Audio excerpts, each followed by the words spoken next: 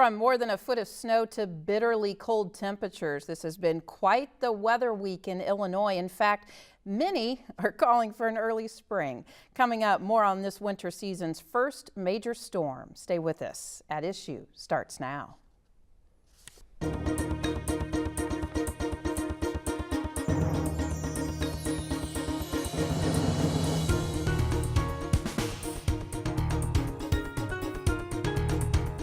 The snow started falling early Sunday morning and did not stop until most areas of central Illinois saw a foot of snow. Mind you, this foot sat on top of the 5 or 6 inches that fell New Year's Day.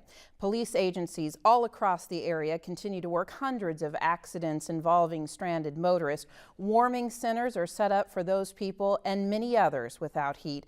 This storm has been one of the worst in recent memory. So on this edition of At Issue, we look at why, will it happen again, and what should people do when a situation like this happens? And we're joined by Coles County Emergency Management Director Dan Ensign and WEIU Meteorologist Cameron Craig. Thank you both for joining us. Thank you for getting here. You know, it's still tough for people to get around on the road, still after a week after the storm. Let's start, Cameron, with you.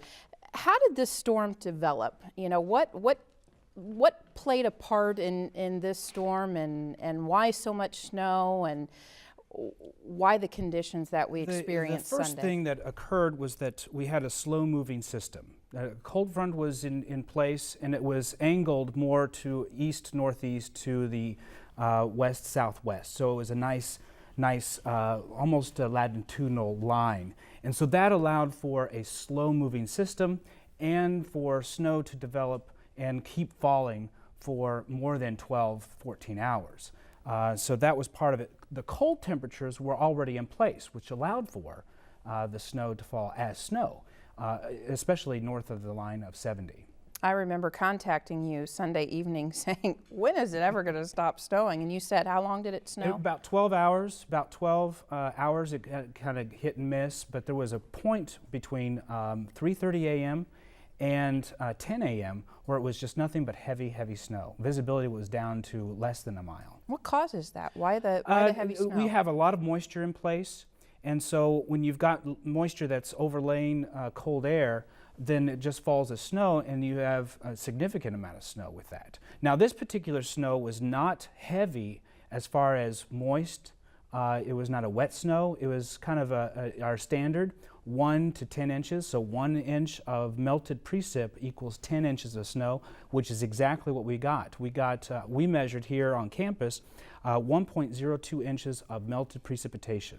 And so it came out to be 11.2 inches for that one day.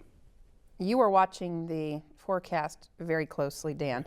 You know, we always turn to you in spring storms. That seems to be, you know, when the media contacts you and wants to interview you, I won't say it's very unlikely or unheard of, but it is kind of odd to see you in that chair during a winter storm, but that's part of your job as well. Kind of talk about your process when you heard about the storm coming. What do you have to get into place when something like this happens? And we're going to talk about after. Okay. I'm in contact with National Weather Service in Lincoln, and when the storm developed, before it came to light here in Coles County, they were having daily phone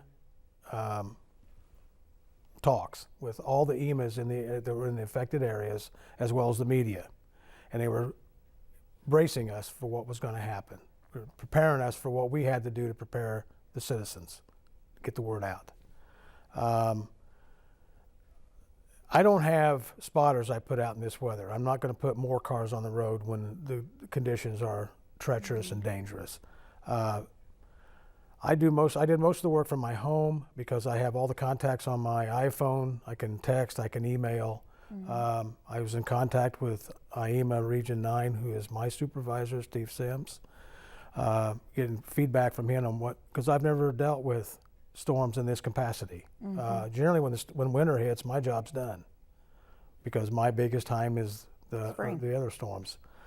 But I have to make sure we have shelters available, which I do that through the Red Cross. I contact them and make sure that they have those contracts and contacts taken care of, that if we do have to open a shelter, they're ready to open one. I have to make sure that, I have the phone numbers I need to contact IDOT, that they're on board with me, the county, trusted township, road commissioners, which I have those numbers.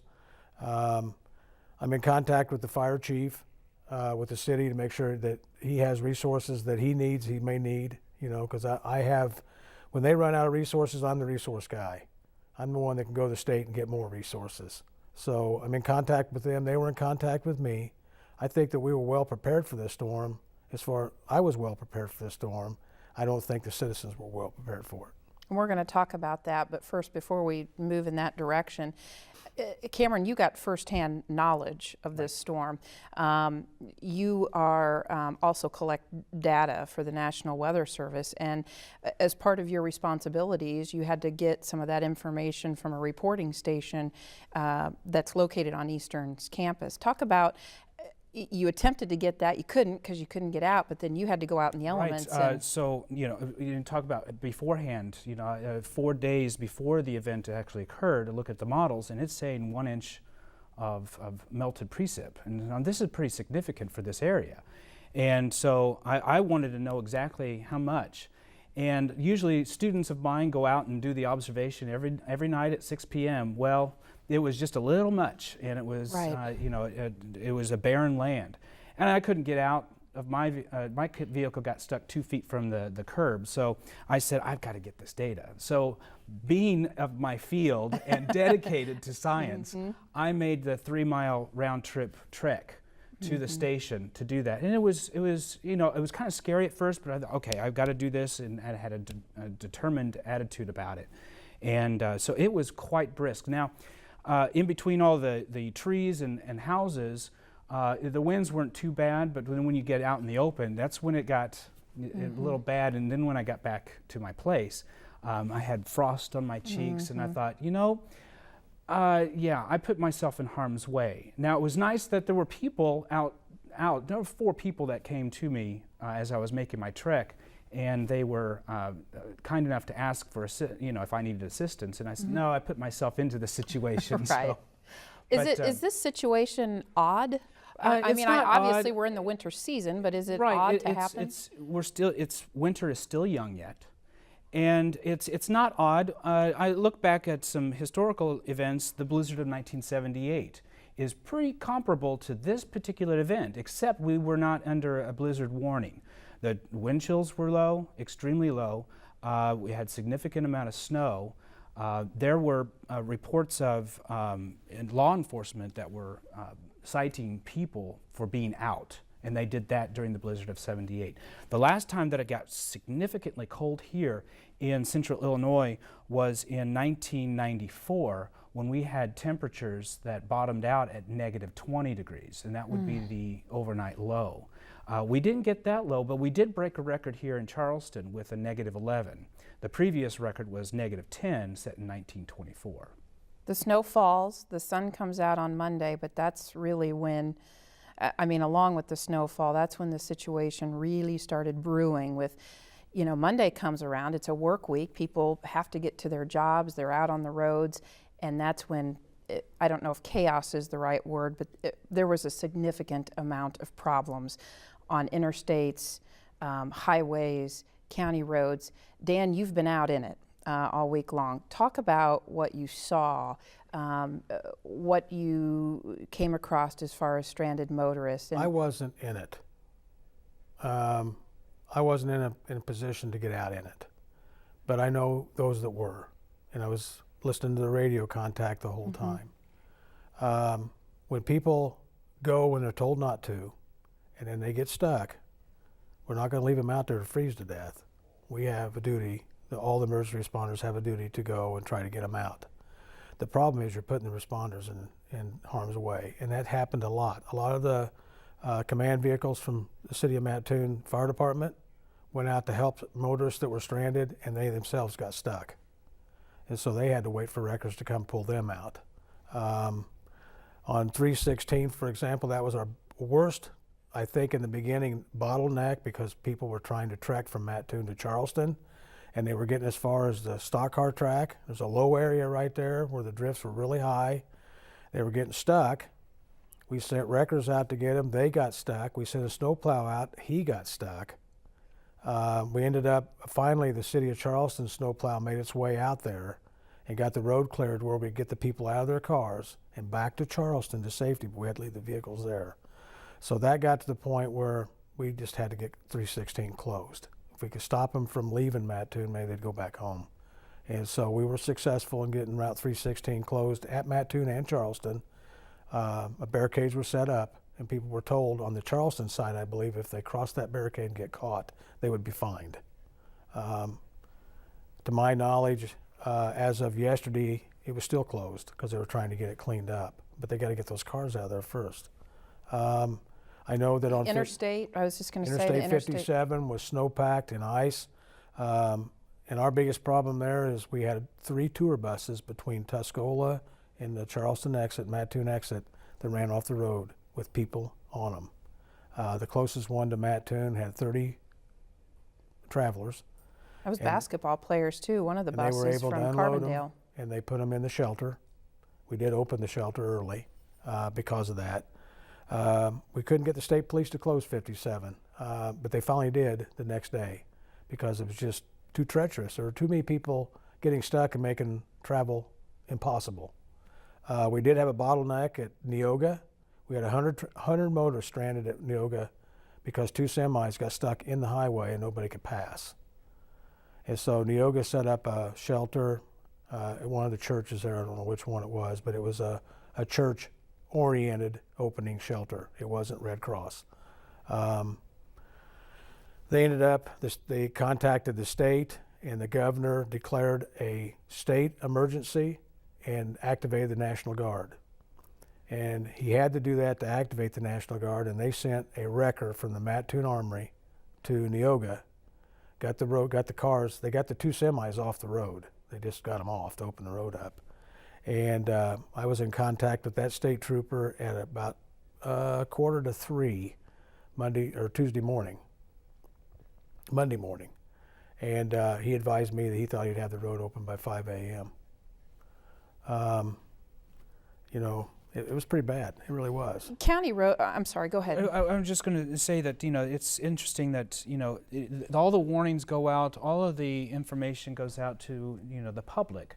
And some of the things that I have found, whether it be hurricane issues or, you know, tornado situations, you know, people sometimes don't heed those warnings, and they get themselves in harm's way, and then they expect, you know, to be saved immediately. And it takes time, especially, and you have to heed those warnings because you're putting somebody else in harm's way. And so, you know, how do you get the public to heed the warnings? You know, we know that you have to go to work, but isn't the responsibility of that employer to say, hey, it's, you know, it's crazy out here, just stay at home? And I think they did. You know, the TV was broadcasting it all day long that all these companies were closed. All the schools were closed. Eastern wasn't, but there's no school going here anyway. So, you know, I don't quite understand that. They made the people that could make it in could come, but those that didn't have to worry about it. You know, well, and people would contact me and ask me, is this going to be, you know, pretty significant? Because I'm headed to Chicago, and I'm like, you just stay home. This is going to be really bad, and you don't want to get stuck out there. You know, there was a situation where a athletic trainer had a game up in Western in Chicago, and I said, it's just not going to happen. And so the coaches waited until the last minute to cancel the game, but the athletic trainer was stuck in Champaign, and she made her way back to Charleston. You know, that's kind of scary because, you know, you could get stuck, and then what happens next?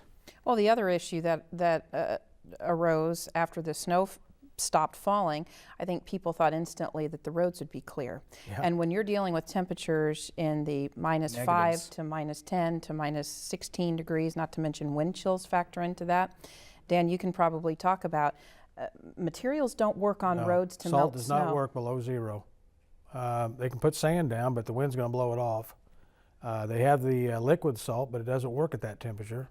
And the problem was people were driving on those roads. They were keeping them clean as the best they could, but they were snowpacked. They were just solid ice in some areas. And you know, the state troopers were doing everything they could to stop people from getting on that interstate. They were stopping them clearing Champaign, telling them not to go south because it's not safe. But they couldn't stop them from going. And you know, some people just think, well, I got a four-wheel drive, I can make it. And four-wheel drives don't do well on ice. There isn't anything that does well on ice unless you're on ice skates. And you know, when you heed the warning, they're not putting them there just to stop you because they don't want to work. They're heeding the warning to save your life because they may not get to you. You may go clear off the road and roll down the hill and nobody knows you're down there. Mm-hmm. You know, and that's the problem. You know, a life is not worth a day at work. It's not worth it. Well, and the wind chills were also significant. Oh, yes. We're in some areas north of us, wind chills got down to -42. Here in Charleston, it got to -38 degrees, and that's in the open areas. Frostbite doesn't take when you've got high winds and you've got extremely low temperatures, it only takes a few short moments for you to acquire. 5 minutes the most. Yeah, to acquire frostbite, and that's a permanent situation. Well, let's say folks waited a day or two. They did take the warnings and they waited a day or two to try to make the trek to whatever employment that they were driving to, or maybe doctor's appointments or whatever. They decided to get out. They need to still take warning, and they still need to have cars prepared, and they still need to have things in their vehicles. Absolutely. Talk about some of, you know, we can say make sure your batteries are charged, but I think there's a lot of other things that go into play when you're getting out into elements like today even. So right. Once the wind subsided, we got the blowing the 20 to 30 mile an hour winds from blowing, then the drifting stopped. So you're right. Tuesday was it was still pretty bad to be out. Today is a lot better day than what yesterday was, and I hope that as the days go by, they're going to get better. You need to be prepared with a kit in your car. Just stick it in the trunk. I don't care where you put it. And then you need to put certain items in that kit. You need to have blankets or sleeping bags in case you get stranded and can't get out and you can't run the engine because you're in a snowdrift. You do not want to run the engine when you're in a snowdrift because it's going to force carbon monoxide back into the car. So you need to be prepared to shut that car off, but you need to stay warm. So you need to prepare with sleeping bags or blankets you can cover yourself with to maintain your body heat.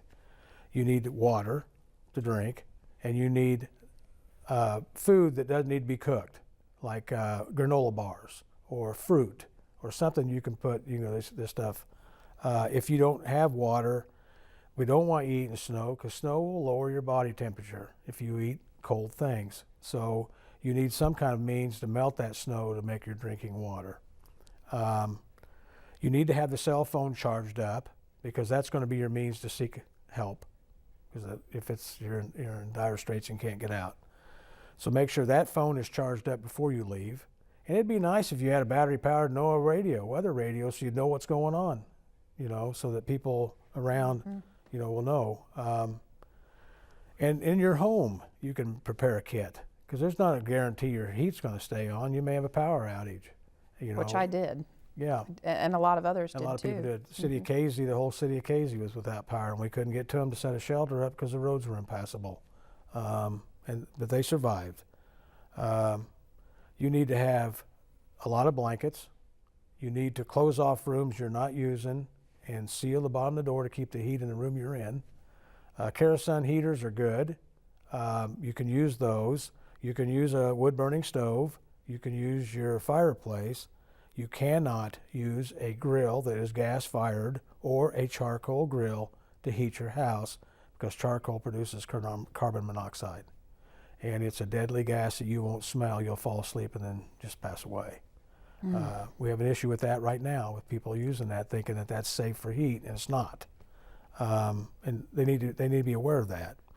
But they can also have non-perishable foods in the house that they can survive on, and they can have water there to survive on. Eventually the heat will come back on. Eventually the roads will clear up that people can get to you, but you still have to have a well-charged cell phone, because they only last for a while. I think the big question, and I alluded to it as we join this program, many are thinking spring, but unfortunately the start of the winter season has just begun. Yes. Looking ahead, and of course, you know, you can only Right, predict. I can only go out so many days, but we Correct. can look at the outlook, and precipitation-wise, we're going to stay near the climatological normal, which increases as we get towards spring because more precipitation events. And temperature is still near normal for the next 3 months. Now, as far as the frequency, we're going to continue to see snow events, rain events on a frequent basis because the jet stream is quite active now. And and we will see cold spells and we'll see warm spells. So it's just fluctuating. It's like a roller coaster. Any outlook as to, could we possibly see another event like Yes, we just... people ask me, so is this it? This is the big one that we're going to have for the year? We could see more. See, that's the thing that people don't quite understand is just because you have one big event doesn't mean it's over. Mm-hmm. You could have 5 more. We could have snowfall in May. In 1861, Indianapolis experienced a snowfall. They had significant snow.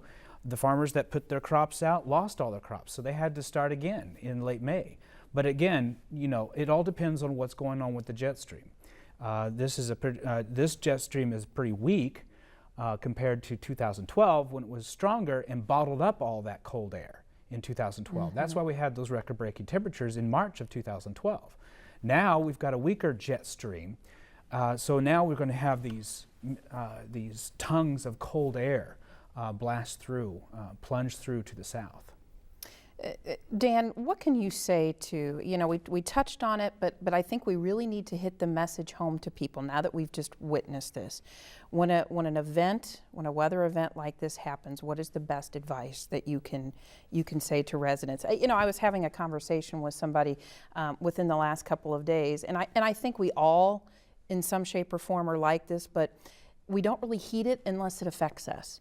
So if I get out and I get to my destination, okay, I don't think about it. But if I get out and I get stuck or I'm in a ditch, I think the next time that you give me a message, don't go out, I'm probably not going to go out. But how do we connect to those people that are going to do it regardless? And they really shouldn't. You know, it'd be nice. You know, the message is if it's not an emergency, don't go. There can't be something, it can't be anything that important that you have to leave at home during those winter conditions to go. I don't know what we can do to stop. You know, how do you get people to go to shelters during a tornado? We still have that problem. They want to go out and look. In teaching Spaceship Earth here at Eastern, one of the things that I talk about is disaster preparedness. And so I put these students into groups, and they're kind of like governments. And the reenactment is a hurricane. Mm-hmm. And so they have to respond to that. The big question is how do you get people to evacuate or heed the warning? And then the students are like, well, you know, that's very interesting. One of the things that happens in the South, especially with evacuations, and this goes along with, you know, heeding the warning. Power companies in the South will go door to door and say, are you planning to evacuate? And if the family says, yes, we're going to evacuate, then they go to the next door and probably say, no, I'm not going to go. Well, would you please take this Sharpie and write your Social Security number on your arm so that you can be found later on? And that really hits home. They take that seriously. Now, how can you do that for an area that suffers from, you know, blasts of winter storms? You know, I wonder, do we go talk to the businesses and talk to them to close down? Because if they got nowhere to go, they got no reason to leave. But, you know, you tell Walmart they got to shut their doors. Right. That ain't going to happen. You know, I guess we just got to keep talking the talk. How many centers were set up in this storm, if you can remember? Right now, I think we had warming centers in Charleston that were available, but nobody went to them. The high school was on standby to be our next shelter. We have an agreement with them to use the gymnasium, and they'll go in and open it up for us, but it wasn't needed. The people that got back to Charleston that were headed to Charleston off 316 had homes to go to, so that's where they went. The problem in Mattoon was it wasn't a lot of Mattoon residents in that shelter. It was a lot of travelers. Mm-hmm. And there were people that had called ahead from Effingham to make arrangements in those hotels, But when they got to Mattoon, they couldn't get to the hotel because the road was drifted over and all the cars were stuck in it, so they couldn't clear it. Oh, boy. So they had to go to the shelter. And I think the most they had at that shelter, I'm not sure. I know Monday night they had 251 people in there. I think it was bigger than that earlier. And they're just waiting to get their cars out. But the wreckers are 24 hours behind just getting cars off the ditches and stuff. So once they get the cars off of 57 and get these people back on the road, then the shelter will probably close down. But it's just a matter of time. Well, I think as we've talked here for nearly 30 minutes, I think it's very obvious that when the warnings go out, people should heed them. And I thank you both for joining us today to talk about this storm that we were all involved in, and I'm certain we'll probably see more, maybe not this significant, but more snow is inevitably on the way. So thank you, Cameron, and thank you, Dan, and thank all of you for joining us. And if there's a topic you'd like discussed here on At Issue, contact us at WEIU at WEIU.net. For At Issue, I'm your host, Kelly Runyon.